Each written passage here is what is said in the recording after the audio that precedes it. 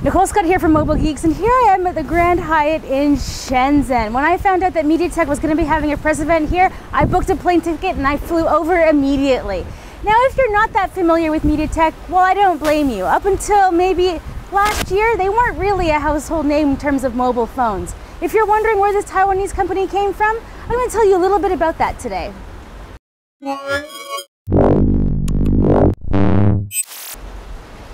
Back in 1997, MediaTek spun out from UMC, which was Taiwan's very first chipset manufacturer, and they started off making chips for home entertainment systems and optical drives primarily. They didn't get into the smartphone game until about 2004, when they approached the feature phone market a little differently than everybody else.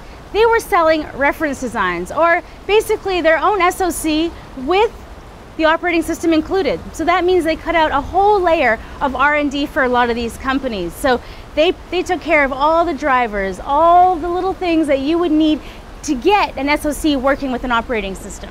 So by cutting out the large team of engineers, they reduced the barrier to entry into this market, allowing a lot of small players to be able to participate in the game by releasing phones with their own brand. This especially worked in regions like China, and it's probably why you haven't really heard of a company like MediaTek up until 2013, when smartphones finally overtook feature phones. Now, so the reality is it's not that easy to get manufacturers involved, especially in an ecosystem where carriers have very little control.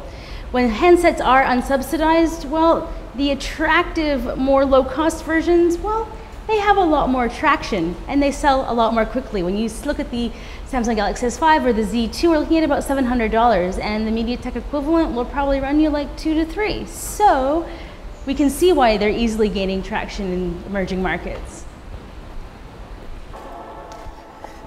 So what's their problem? Why haven't we heard of them? Well, they haven't been very successful in setting up in the West. I mean, when you're known for making cheap, questionable build quality feature phones in emerging markets, it kind of might stop you from developing a brand and from developing your brand equity in high-end smartphones. Having said that, this hasn't stopped them from coming out with the world's very first 4G LTE octa-core processor, and this also hasn't stopped them from setting up shop in Qualcomm's backyard with an office in San Diego. But when you think about it, it does totally make sense. I mean, MediaTek is bigger than both Broadcom and NVIDIA when it comes to cellular and mobile devices. Now let's talk a little bit more about this octa-core processor, because it's a pretty significant piece of the puzzle when you're looking at MediaTek in a global perspective. So it has made Qualcomm think twice, I think, about where MediaTek stands, because up until now, Qualcomm's been the only one who's really had a lot of vision about how important 4G and LTE is going to be in the future. Now on Android Authority, I found some stats by Strategy Analytics that actually talk about how Qualcomm has 66% of the 4G LTE market. MediaTek has 12%, and Intel's down there at 7%. Now, with MediaTek's distribution channels and their existing relationships with Chinese and emerging market OEMs and ODMs, it kind of makes you take pause, because this is the market that Qualcomm doesn't have, right?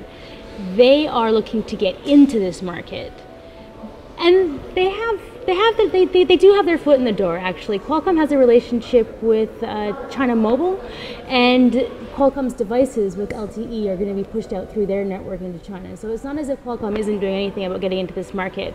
All I'm saying is if you have the manufacturers on your side in this market, well, there's a reason to take notice of MediaTek. Now let me tell you about another meeting that I had here in Shenzhen. I met up with Gioni the last time I was in town, and I asked them, they actually rolled out their flagship on MediaTek, the Gioni eLife S5.5, the 5.5mm thin smartphone, the world's thinnest currently. I asked them why they would choose, like when they do have Qualcomm in their portfolio, why they would choose to roll out their flagship device on MediaTek.